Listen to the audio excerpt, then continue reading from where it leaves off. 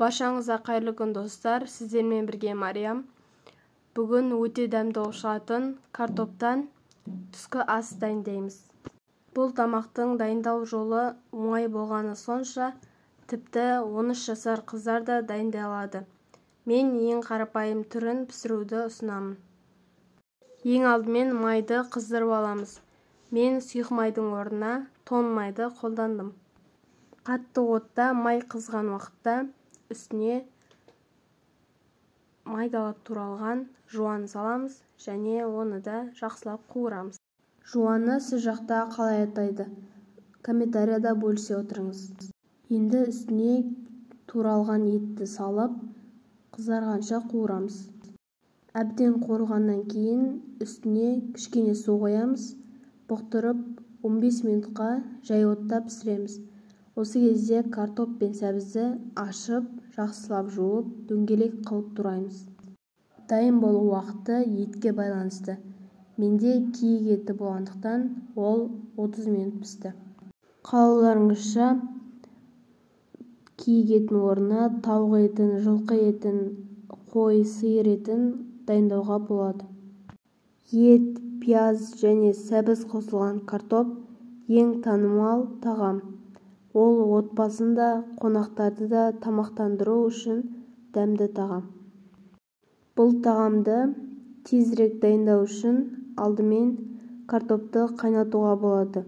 Содан кейін оларды қуырылған көкөністер мен етпен біріктіріп, бірнеше минут қайнату керек.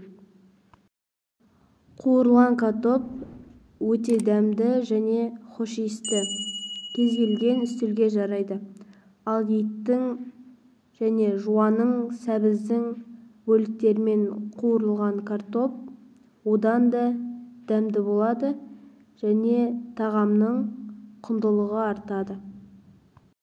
Бетіне кішкене бұрыш сеуіп жіберсеңіз болады және араластырыңыз. Достар, маған бұл тамақты дайындауға 45 минут кетті. Киік еті өте тез піседі. Бұл тағамды түскі асқа дайындасаңыз болады. Тамақ дайын болғанша көкөністен өзіңізге ұнайтын салат дайындап тамақпен бірге ұсынсаңыз болады. Бұл тамаққа асқабақ қоссаңыз да болады. Асқабақпен өте дәмді болып шығады. Енді қақпағын жауып, ет пен картопты баяу отта 15 минут бұқтыру қажет. Мінекей шырынды керемет еті бар, ең нәзік хош иісті картоп тағамы дайын.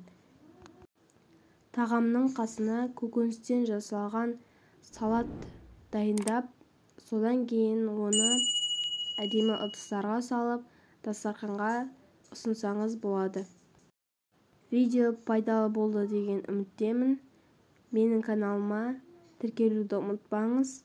Лайк басып, пікір жазыңыз. Сізді комментарияда күтемін. Баршаңызға ас болсын және жаңа видеоларда кездескенше сау болыңыздар.